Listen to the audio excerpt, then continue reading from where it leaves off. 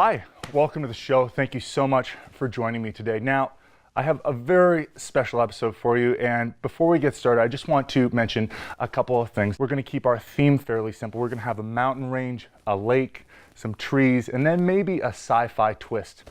Okay, very excited to start this piece, but before I start it, I need to apply some paint to my palette. Starting off with, I'm going to start with blue and white.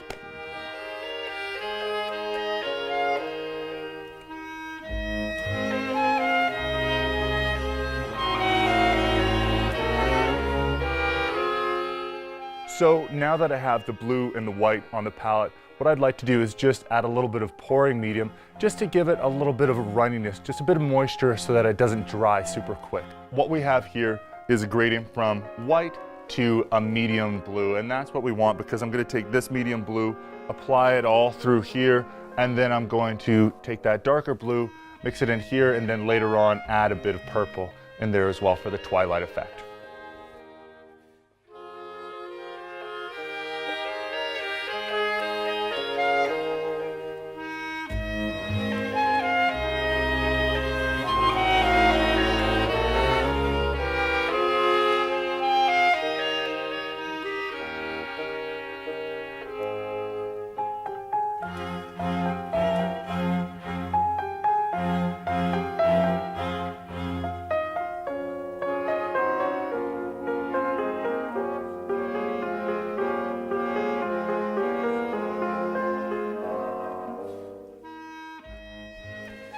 So what I'm doing here just at the top is painting over the edge with the blue. Now I'm gonna blend in purple later on.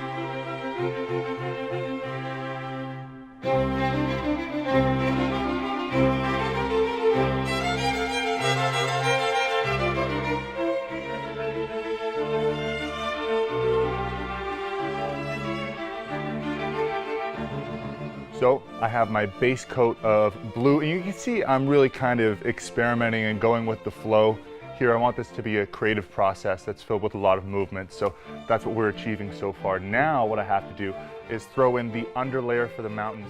How I do that is I'm going to mix my dark blue, or my primary blue rather, with my red, and that's going to give me a very dark, deep purple that when it's finished will look closer to black than it will purple.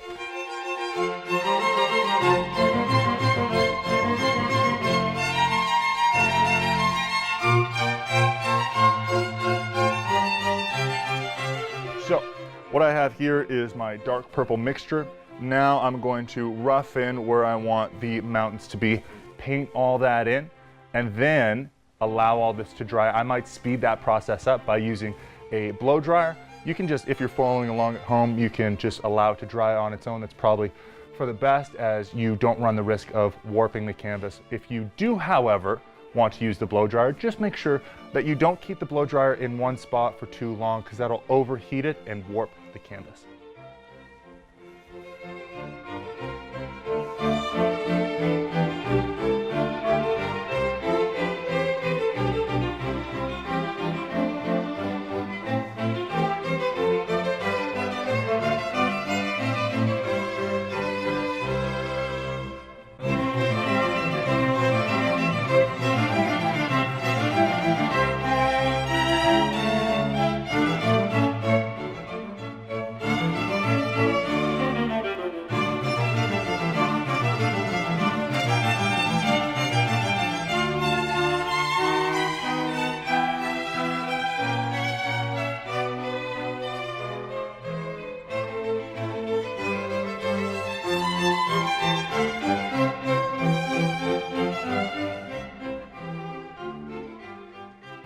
So what I have here is some already mixed green. What I'm gonna do is take this green, put some on my palette, but before I do that, use it for a base coat for the bushes and the trees over here and over here.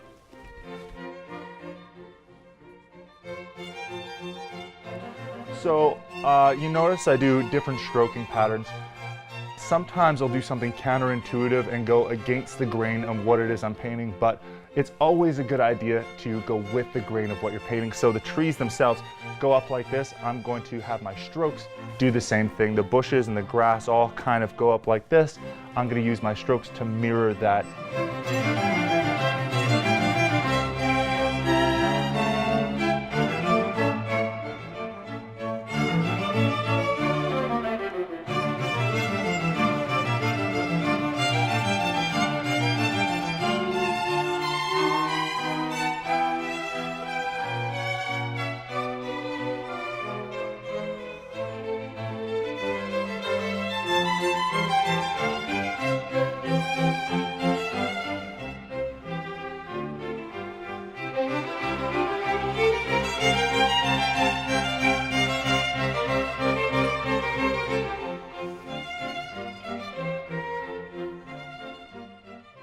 What I have here is a base coat for everything.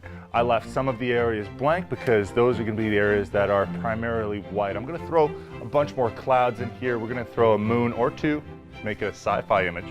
And again, we have the base coat for everything else, the mountain, the lake, the grass. I'm going to darken all this up and add details as we go along. But before I do any of that, it's important that this dries. So I'm going to use my blow dryer. If you're following along at home, you can just, set it aside for about an hour. It'll fully dry because if you've applied the paint as thick as I have, it'll take roughly that long to fully dry. What I'd like to do now is go in and add clouds and maybe some snow on the mountain range here. For the clouds themselves, I'm going to use a sort of gray lavender mixture just for the shading and the accents. I need to start adding a little color here, rather mixing a little color.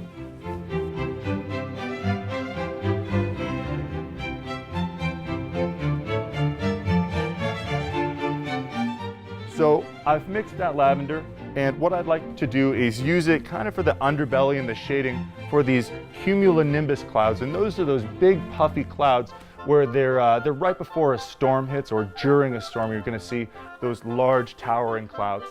As well, after that, and maybe while that's going on, I'll apply white to where the light is coming from. So my light source ideally is coming from this angle down, so from the right to the left. And my clouds are going to reflect that light, and the mountain ranges, pardon me, the mountain range is going to reflect that as well.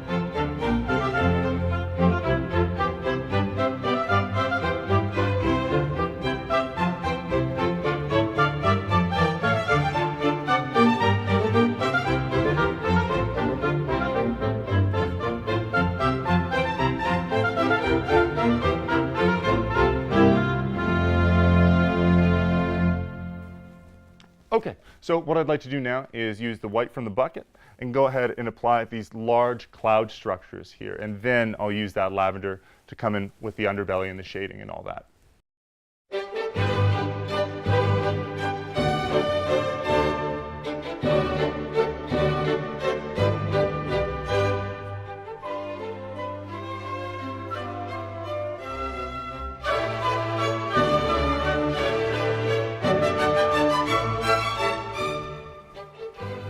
Okay, so what I'd like to do now is what I'd like to call a wash. I might have to increase the opacity in this by adding more pouring medium. I'm not sure, and maybe even adding water, or I might have to thicken it up. I'm not sure, but I'm going to test that out now.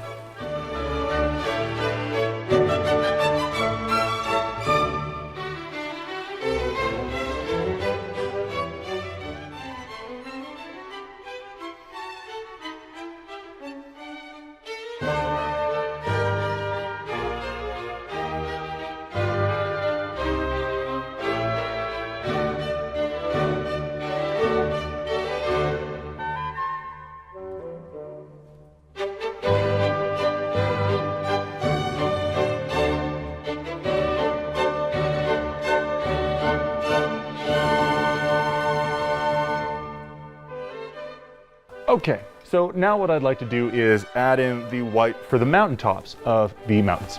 Of course, our light source is coming from this direction, so I want most of the white to be on this side. So I'm going to try a technique with my palette knife where I slide it with just a roll of paint on the end of it down the side of the mountains where the light will be reflecting off. Hopefully the paint will come off of the palette knife in such a way as to provide tiny details and little flecks of white paint here and there, so it'll look almost realistic. Oh. Sometimes you don't need very much.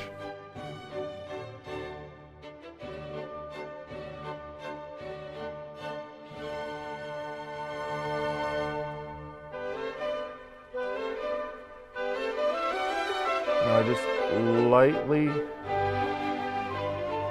against the thing. What we're getting here is the paint rubbing off on the texture of the dried paint behind it. And so it creates real subtle detail that we maybe necessarily couldn't do with an ordinary brush.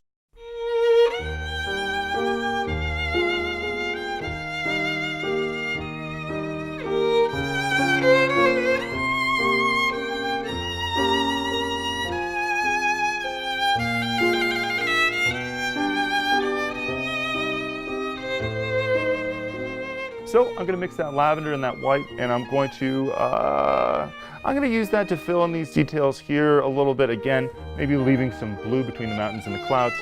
I'd like to again use my palette knife to create some deeper shading on the mountains. So now we only have two values here, two light values, and we want to add a middle value, a middle tone, just to blend it all together and really deepen the space between us and the mountains.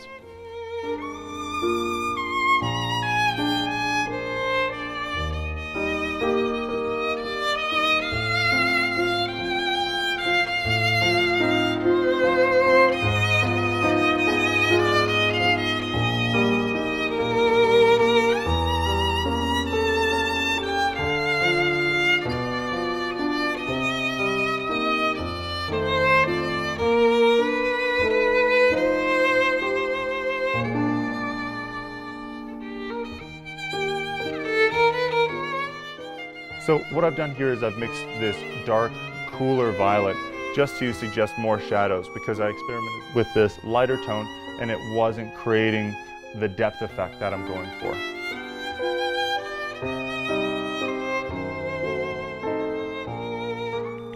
So the brush wasn't working out, so I'm going to try the palette knife. Okay, so using the palette knife for the other side of the mountain does create a fairly textured effect, as it did with the white. However, I thought that it wouldn't necessarily create the texture I wanted. Turns out I was wrong. So doing this does create that texture, at least with acrylic for the specific piece.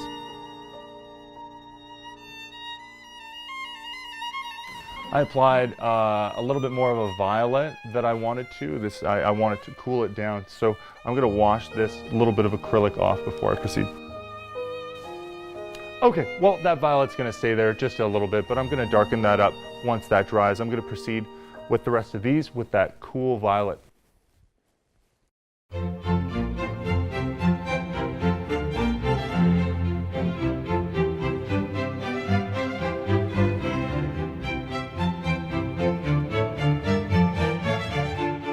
going to darken up some of this grassy area, add a tree, darken up this grassy area, add a tree or two and a bush, and perhaps add some browns and maybe some pebbles as well, or stones, if you will. I want to darken up that green, but I'm going to have to add the green to the palette. So green and blue, if I mix that primary blue with my green, hopefully that'll bring us to a more rich forest green. Now, I might even have to add a little bit of violet in there as well. I'm going to add the green right by that dark blue that we used earlier, and you'll notice on the canvas that the mountains, the dark color in the mountains, it's almost black. It dried very, very dark, and so that color mixed with this green will hopefully give us our shading color, so we can go in here and add those evergreens, add bushes, some flora and fauna.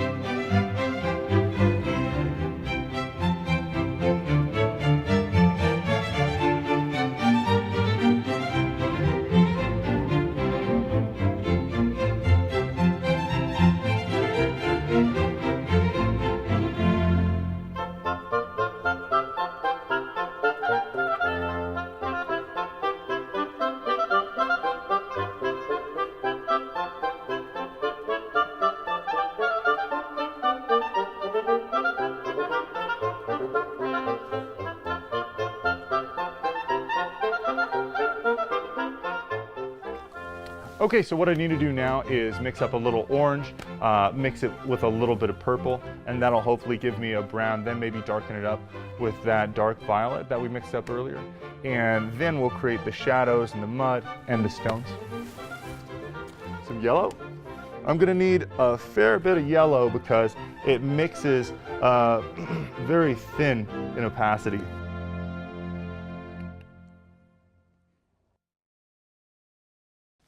Okay, only just a bit of red because when I mix that little tiny bit of red in with this yellow, the yellow is so thin that'll create an orange fairly quickly.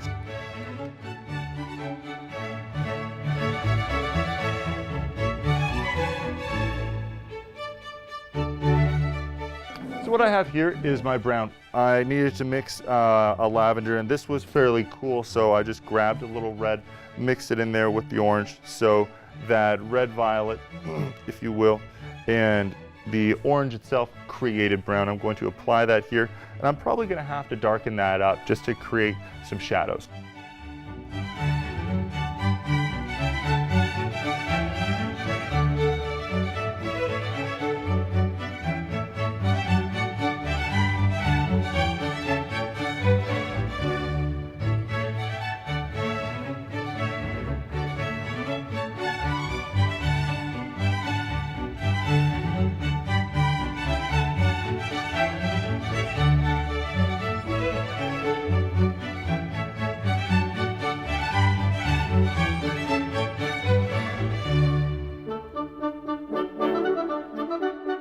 I'm going to experiment. I'm going to use some lighter tones here and try to create some rocks.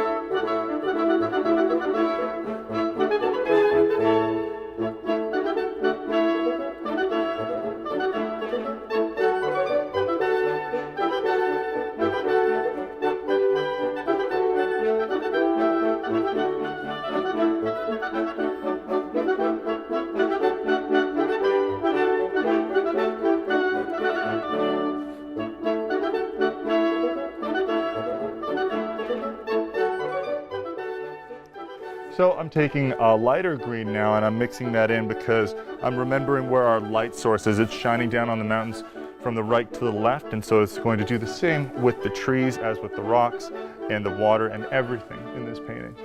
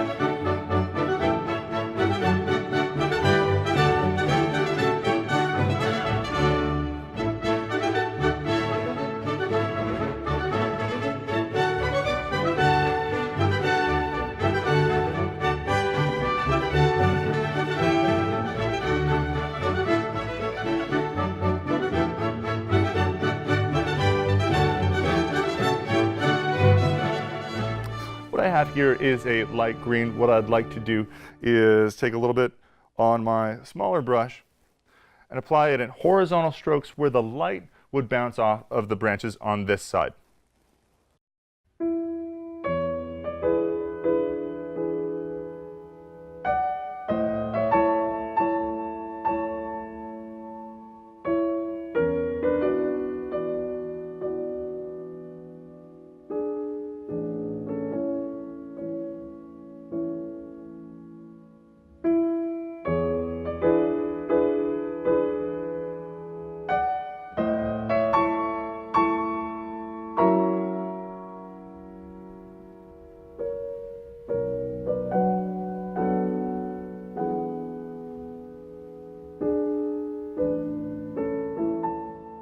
Okay, so now what I'd like to do is make a fairly translucent white again, because I want to straighten this misty shade in here. I want to straighten that out to make it more horizontal and less impressionistic.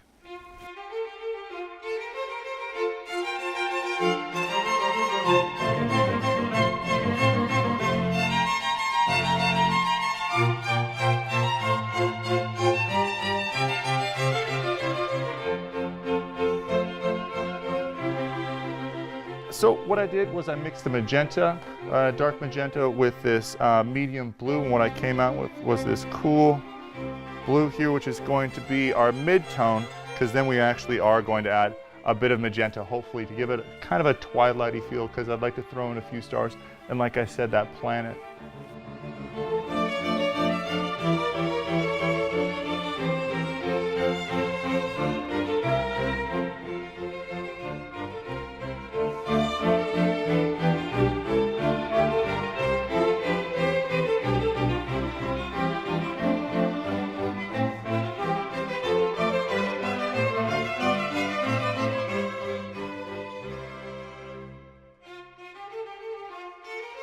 I'm going to try and add a little more shadow to the clouds.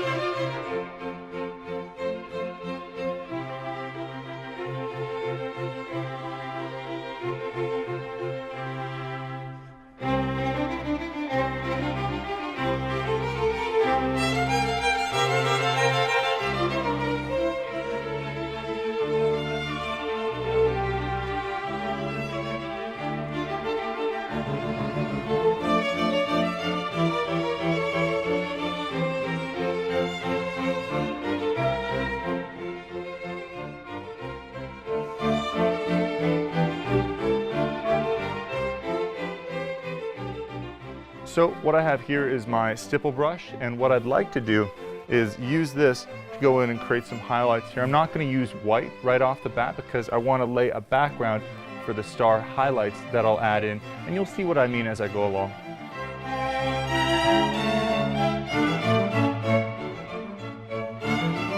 I'd like to add in lavender, a light lavender here, to suggest the curvature of a planet where the light is hitting it from the same direction that the light is hitting our planet. So I'd like to suggest the curvature of the planet because it's quite large. If this was a larger picture, the whole other planet, I'd like it to be about that big.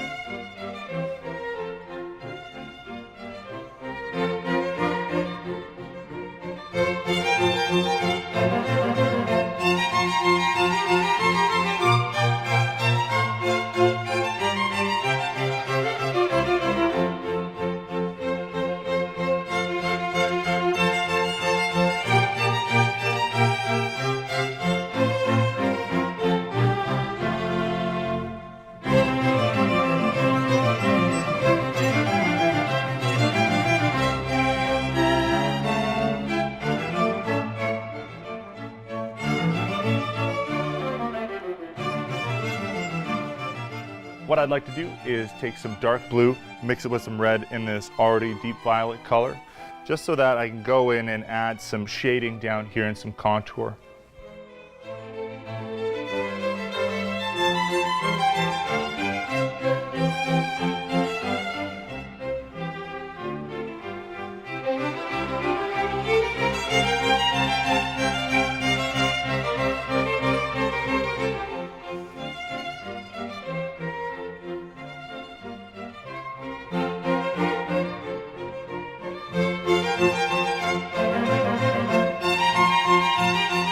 Now what I'm thinking, I'd like to go in, touch up the water here.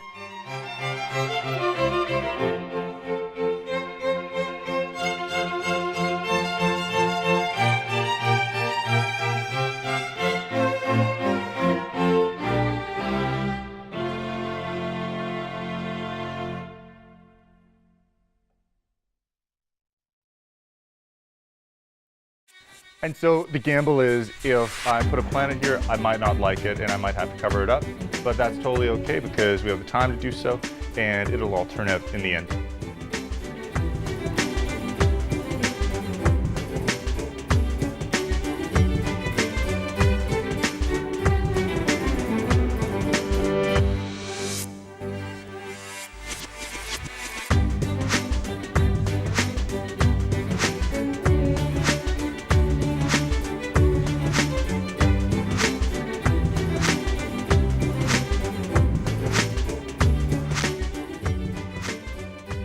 Okay, I'd like to step back from this piece and call it complete. I really like the planets in the background. I like how the mountains look. I like the simplicity of the trees and the lake. Now, I absolutely love painting and drawing, and that was instilled in me by my grandmother a long time ago. When I was about 3, she would put pencils and papers in my hand, and I would just start drawing, and she encouraged me over the years. And so whatever success I have had or I'm going to have, I really owe all to her. Now, she taught me many very powerful lessons, but not the least of which is that I should go for what I want and not let anything get in my way. And that's what we're inviting you to do. So, on behalf of everybody here in the studio and myself, thank you so much. Bye for now.